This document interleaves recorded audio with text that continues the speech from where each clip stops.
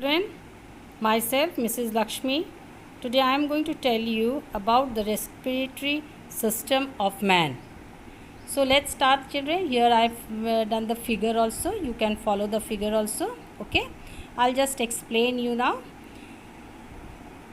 Respiratory system of man, it is formed of two parts. First is the respiratory tract and the second one is the lungs or the respiratory organ. Okay. The respiratory tract, it is the path for fresh and foul air. It is the passage for the fresh and the foul air. It is formed of following parts. Now you see, I am going to deal with the following parts. The first is the figure you see, external nares or the nostrils. Okay. This is also called nostril, apertures present in the lower end of the nose. The nose, you will see, two holes are present, that is the lower end of the nose, small apertures are present, and just above the mouth, it is just above the mouth. These are for inhalation. Inhalation means what? We are taking in air. Then the second is the nasal chamber. Okay, you see over here the nasal chamber, the figure you can see properly where is the nasal chamber. Now I will explain you the nasal chamber. These are two long sized chambers inside the nose. When you see your nose, it is just inside the two long chamber like. They are separated from the buccal cavity by a hard plate. When these chambers goes down, it is separated by the separated from the buccal cavity by a hard plate supported by bones. There are bones over there. While they are separated each other by a septum or the nasal septum. Just inside the nostril you will see there is a septum. Okay. It has got three parts. The nasal chamber has got three parts. Its lower hairy part, the lower portion is hairy part, okay, which filters the air. What it does? It filters the air and prevents entry of dust particle as it is lined by ciliated epithelial cells with mucus secreting. So the lower part is hairy part. Okay, it prevents that whenever you are taking in air, dust particles are there. Then these hair-like structures, they trap the dust particles and your fresh air goes inside. Okay. Its middle part acts as an air condition. The middle part acts as an air condition and brings air to body temperature. What is this? During the cold season, when we are taking in very cold air, then what happens? This middle part of your nasal chamber, what it is doing? It is bringing the air to your body temperature, and then only the air goes inside your this thing, nose, and from there it is going to pharynx, larynx, and so on. The upper part helps in smelling, and the uppermost part, it is for smelling foul smell or good smell. You are this thing is receiving from this part of the nasal chamber. Then comes the pharynx. You see where is the pharynx? See it where you follow the figure. Now I will tell you about the pharynx. Pharynx is the part of the throat. Just it is behind the mouth and the nasal cavity, and it is just above the esophagus and the esophagus is what? It is a tube like structure which leads into the stomach, and larynx, this is air tubes which are this thing leading into the lungs. In the pharynx there is a structure which is called the glottis. Okay, and it leads into the voice box and the windpipe or the trachea.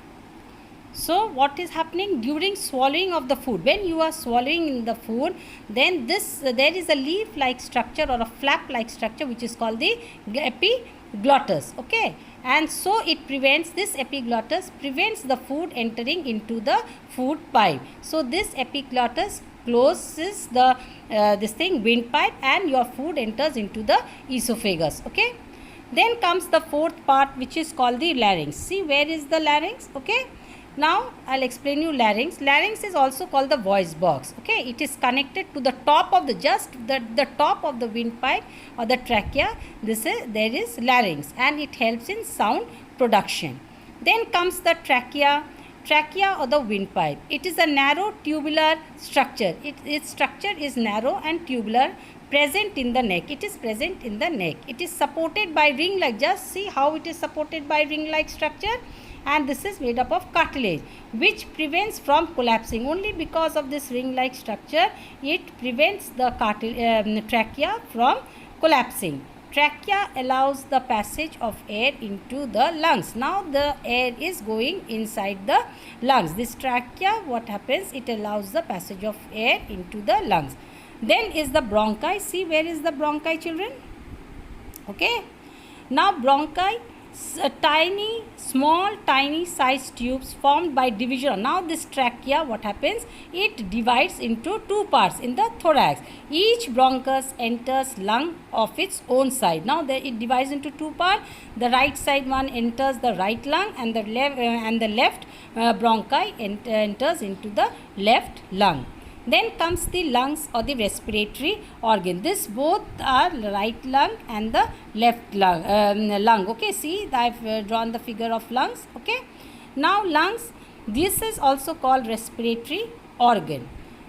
These are primary organ for respiration, which are located on the two sides of the heart. You know where your heart is, okay, on the left side, and these lungs are located on the two sides of the heart. They transport oxygen from the atmosphere into the blood. What does the lungs do? They transport oxygen from the atmosphere into the blood and release carbon dioxide from blood into the, और क्या करते हैं, carbon dioxide को from the blood to the atmosphere वो release करते हैं. जैसे हम लोग इनहेलेशन करते हैं, एक्सहेलेशन से वो कार्बन डाइऑक्साइड बाहर निकल आते हैं. Right lung is larger, broader, heavier and 3 lobe, while the left lung is smaller, narrower, lighter and 2 lobe. क्यों है ये smaller? लेफ्ट लंग जो है ये smaller, narrower, lighter क्यों है? Because it makes space for the heart. उसके बाद है ब्रोंकियोल्स. ब्रोंकाई जो है, अब वो सब डिवाइड, छोटे छोटे स्मॉल ट्यूब्स में और छोटे छोटे स्मॉल ट्यूब्स में डिवाइड कर जाते हैं. देखिए ब्रोंकियोल्स मैंने दिखाया. ईच ब्रोंक्यूल अब क्या होता है, finally terminates into many alveoli. अब हर ब्रोंक्यूल जो है वो क्या करते हैं, छोटे छोटे टर्मिनेट्स, वो एंड में जाकर बेलून लाइक स्ट्रक्चर बना लेते हैं, जिसको कहते हैं एल्वुलाई.